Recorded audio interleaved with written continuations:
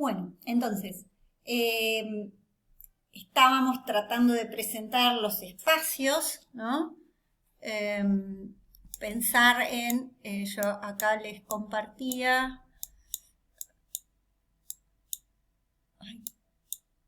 un pequeño mapita para que nos ubiquemos. Decíamos que estábamos en Atenas, estábamos pensando en Sócrates, estábamos pensando en Platón, estábamos pensando en, habíamos hablado de Samos, de Mileto, y nos empezaba a interesar una región, porque ¿qué sucede, no? Es decir, durante fallece Platón y los distintos discípulos de Platón, entre ellos, ¿no?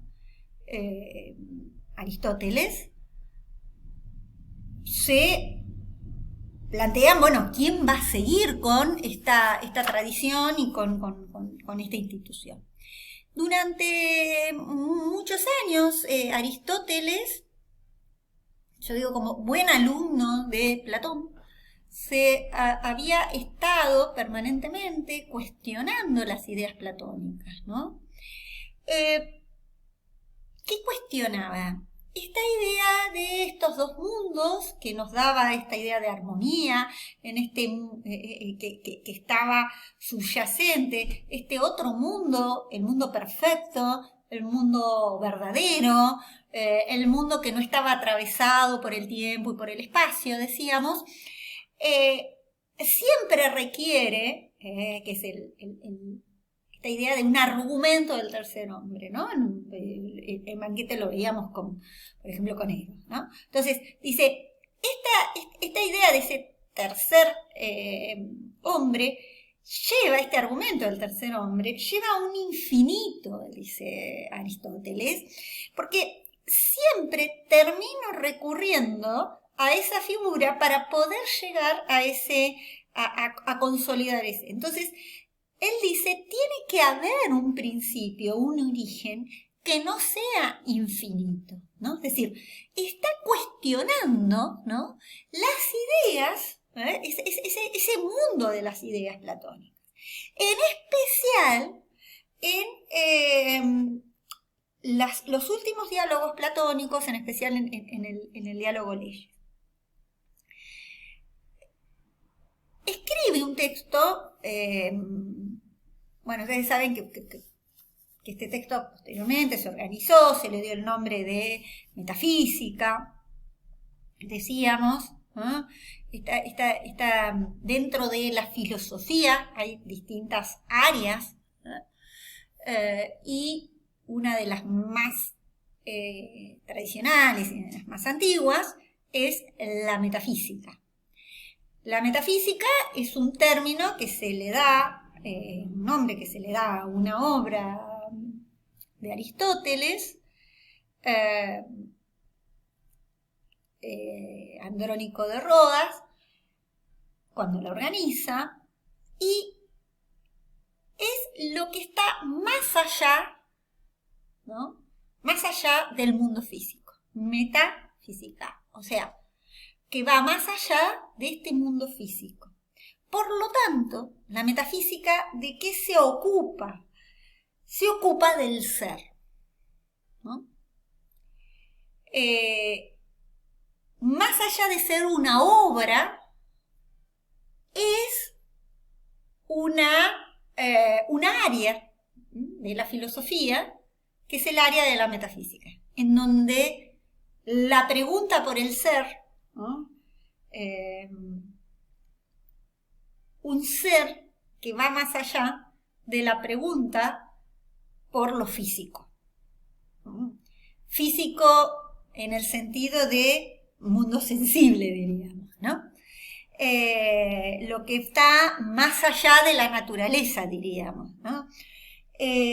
Lo que está por debajo, podríamos decir, o que imita, en el caso platónico, ¿no?, es decir, lo que está más allá de la naturaleza está en el mundo suprasensible, ¿no?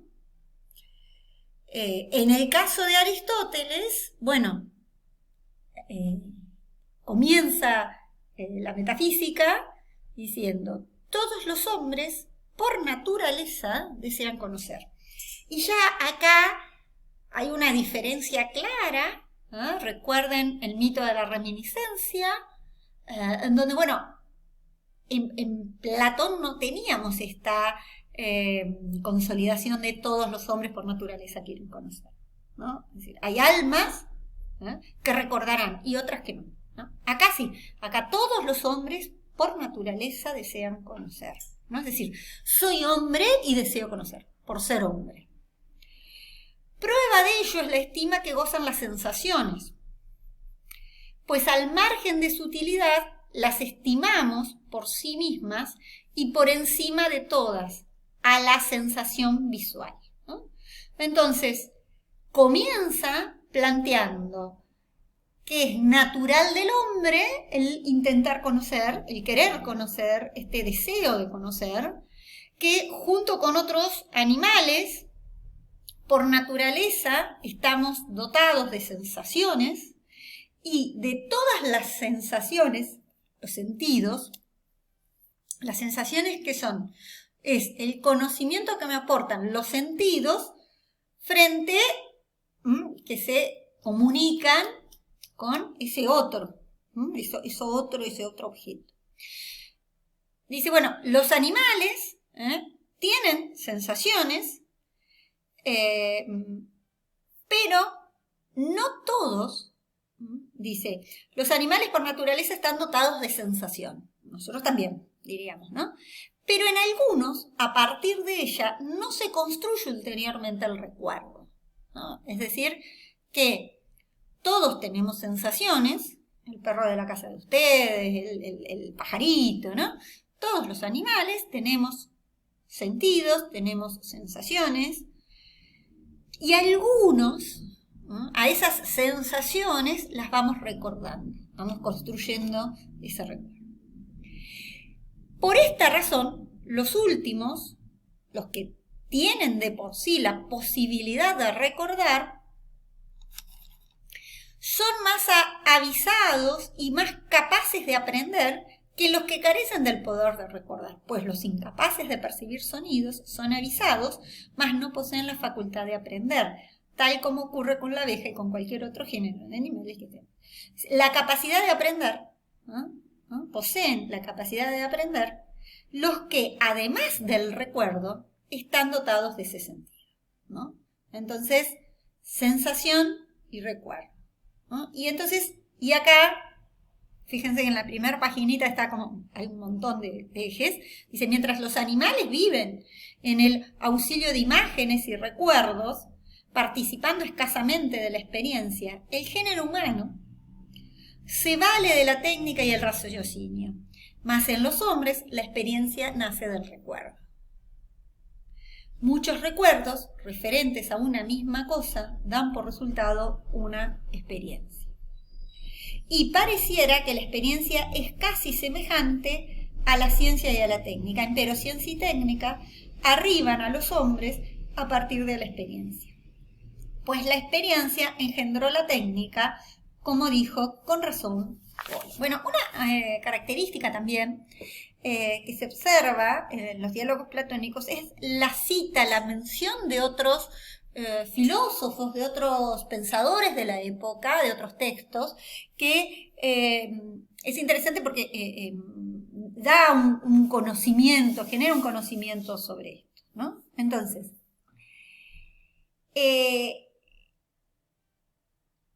dirá Aristóteles, ¿no? En Metafísica, el ser, en la naturaleza del ser,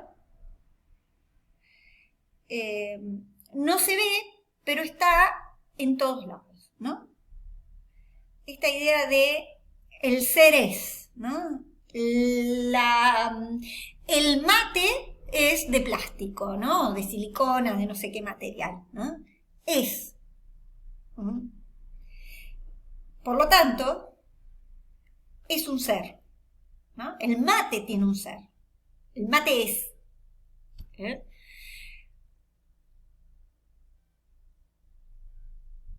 Se ve, ¿no? Se presenta, ¿no? Y el ser, dirá Aristóteles, se dice de muchas maneras, ¿no? Bien. Desde esta mirada ya tenemos un cambio, ¿no? Con lo que veníamos pensando en esa estructura o en ese modo de comprender el mundo que nos había propuesto Platón, ¿no? Acá estamos hablando de esencia, estamos hablando de lo que es,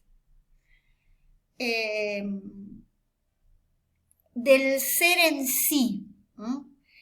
Es decir, de la ousia, ¿no? De la esencia, de lo que está por debajo y de lo que a eso lo hace ser eso, ¿no? Lo que al mate lo hace ser mate, ¿no? Esa es la esencia. ¿Se acuerdan cuando hablábamos de las definiciones? Y que decíamos, bueno, cuando nos preguntábamos qué es el arte, y yo decía, bueno, uno puede dar distintos tipos de definiciones.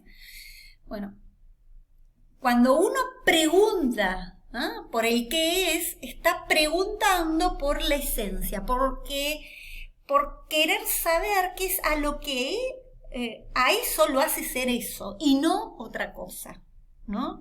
Lo que a eso lo limita como tal, ¿no? Es decir, hay cosas que son en sí. Esas cosas que son en sí, el ser en sí, es lo que a eso lo hace ser eso.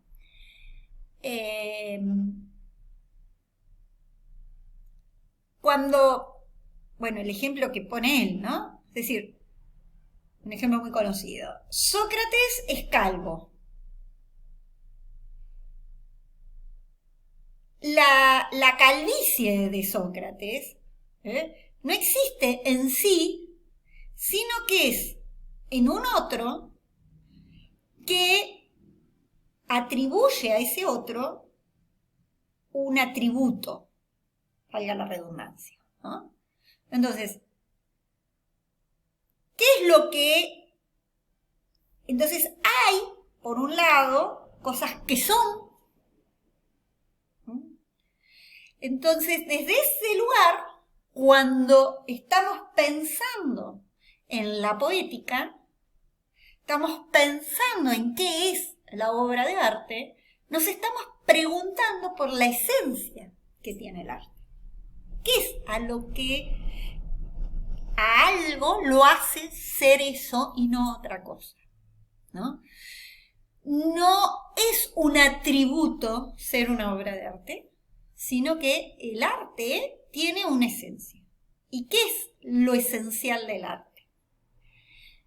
¿Cuál sería lo verdadero? Lo que a algo lo hace ser arte y no otra cosa. Lo que, diríamos, la obra en sí, podríamos decir. Esa sería la pregunta, ¿no? Bueno, a eso nos vamos a tratar de preguntar, y a eso es a lo que quiere investigar y responder Aristóteles. ¿Y a qué remite? Es decir, a ir a ver obras. Y viendo obras empieza a observar qué se repite, ¿no? Empieza a ver qué es lo que hay en común, ¿no? ¿Cuál es ese nudo? Pero ya no está señalando para arriba, ¿no?